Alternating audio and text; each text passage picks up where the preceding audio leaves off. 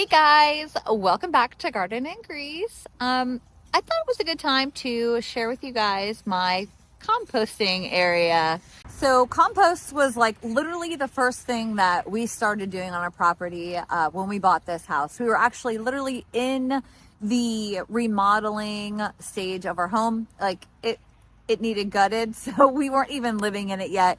And I had already started setting up our composting area.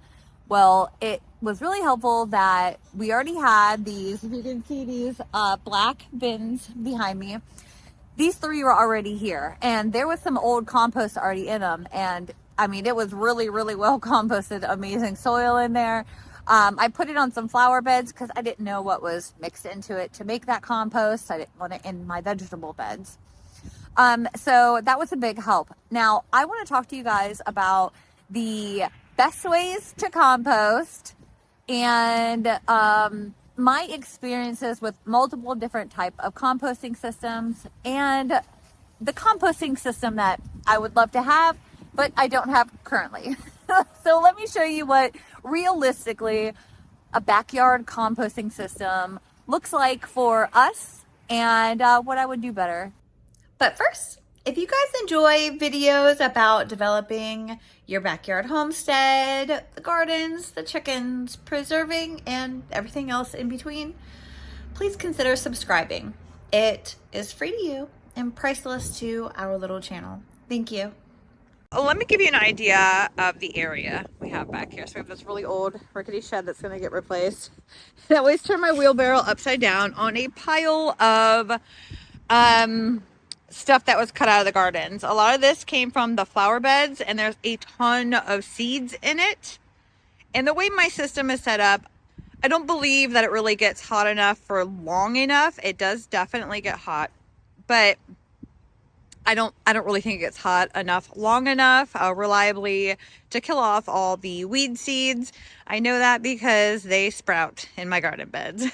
So but I always have this pile, and I also have piles like under here, and there was a huge pile right about here of browns.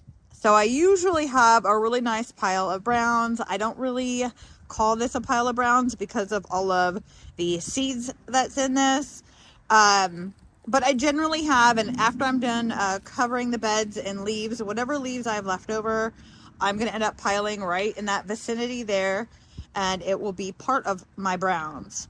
And then over here, I have a pile of grass clippings. It was huge. I've been putting it on my gardens, and this is what I have for right now. Most of this will probably go in the garden beds here this week. Whatever's left over, I use to help put in my compost as I need. Now, it was a green, but now it's brown. It's very dried out greens, and I have some wood shaving stuff that came from the chicken coop. There's a little bit sitting on top of there as well. So I kind of think of this whole vicinity here as my composting area, not just the 3 bins, because I generally have browns and greens or semi-greens sitting in piles like here and over here, and I alternate as I need. I also have this really big composter, which we had gotten in the spring, and we haven't had time to kind of work on it and make it function well. There's some latches and things, like it doesn't shut all the way here. So we just haven't got it functioning yet. I wanted to try this concept. It rotates, you know, you rotate it as you need. There's air ventilation in it, because you need like air ventilation. There's some there and on the sides of it, and there's some on the back side of it as well. I like that idea because it's easier than turning it, and I'll show you how I turn my current compost. All right, before I turn them, I want to show you, I took the lids off, and I want to show you the stages. It's important to have like a 3 bin system. Now, these are skinny, and that's part of my problem with getting them hot enough. These are really too skinny. The ideal would be a 4x4 foot, but these work for me good enough. It's just fine for my little backyard setup I have going on. But this is the one I just stopped filling So it's got a lot of stuff that's not broke down. I got my coffee grounds, kitchen scraps, the chicken coop clean out. There's some chunks of wood, banana peels, grass clippings, cardboard, paper bags. I put paper bags in there. And this one, really the only remnants in here are some of the last bits of newspaper that were kind of sitting on top, so it didn't get incorporated and it didn't stay wet. It was very dry, and some eggshells. And this one right here, a very similar situation. So I'm gonna turn these, make sure they're moist. They look really dry right now.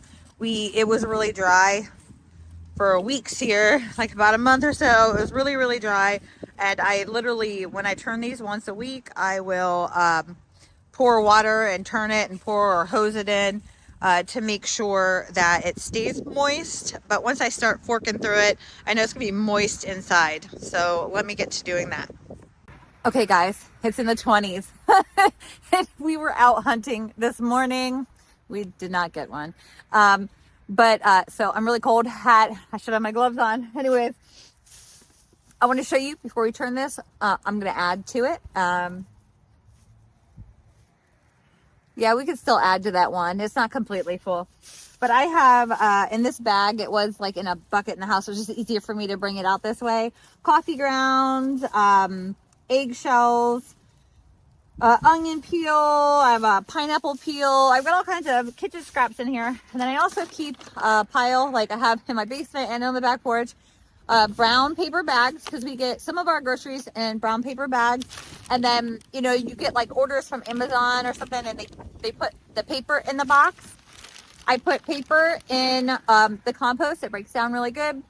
I don't put anything that's got the shiny coating, but I do put like printed, the newspaper things you get in the mail, as long as they're not the shiny kind on there. Not everybody wants to put the dyes from the printed newspapers in their compost. I feel okay doing that, but that's up to you. Also, you could put in, this is a little controversial, I've I communicated with other people on a Facebook group. They were wondering about putting their toilet paper, their used toilet paper in their compost. And if you put your toilet paper from number ones in, that's good.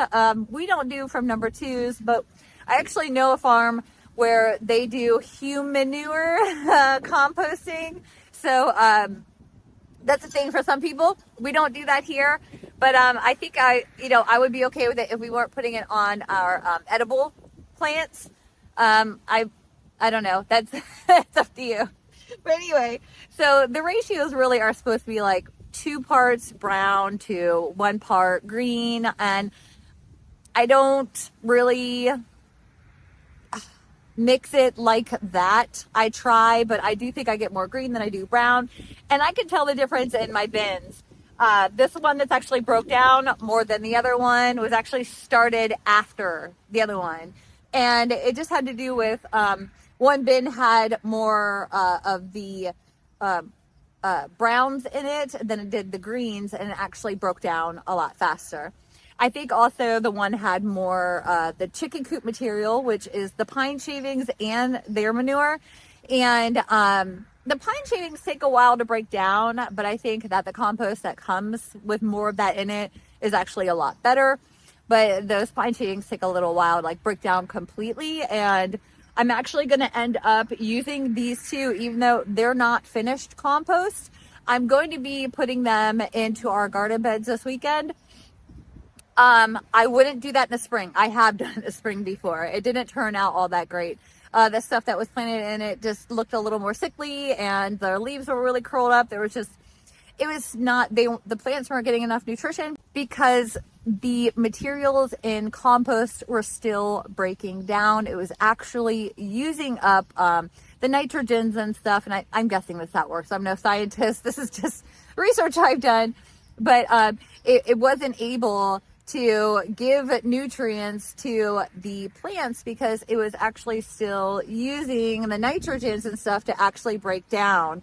So I've done that in the spring. It didn't turn out great, but I do it in the fall, and it breaks down through winter, and it helps feed the microorganisms in the garden beds. And those beds do awesome. So let's get to this compost.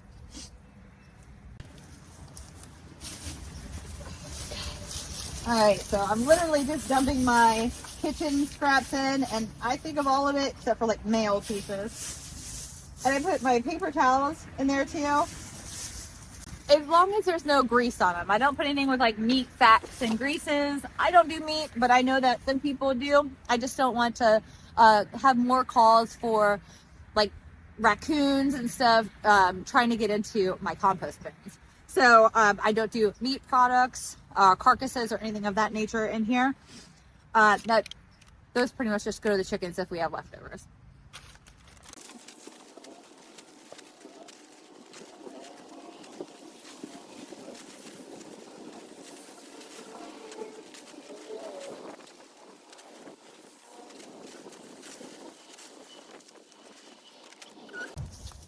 All right, I'm gonna wet this down and then we'll turn it.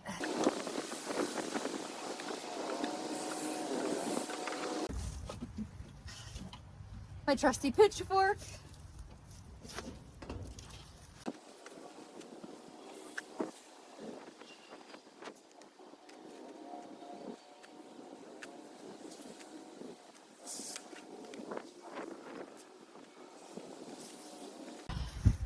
All right, well, that's really full. I'm gonna let it work down a little bit and then I'll stir it better from the bottom. But generally I take the pitchfork all the way down in and I stir everything up because you need to get oxygen into that compost. So these skinny ones are harder to pitchfork and get down into. The bigger 4 foot by 4 foot ones are much easier to do that with, but you do have a lot more material and you need to be able to put a lot of material in the 4 foot by 4 foot ones for it to work. So you kind of have to have like a stockpile of greens and browns to really fill a 4 by 4 foot one up. And I've had an experience with a 4 by 4 foot by 4 foot system where I had too much green and not enough brown, and it was really gross. It smelled really bad. I got anaerobic because I didn't turn it enough, but that's another story. I'm gonna put the lids on these now because I'm freezing cold and I need to get inside. Look at that compost. Okay, so that's how we currently have our compost system set up with those 3 plastic bins. They were already here. I think years ago, the township used to give them out for free.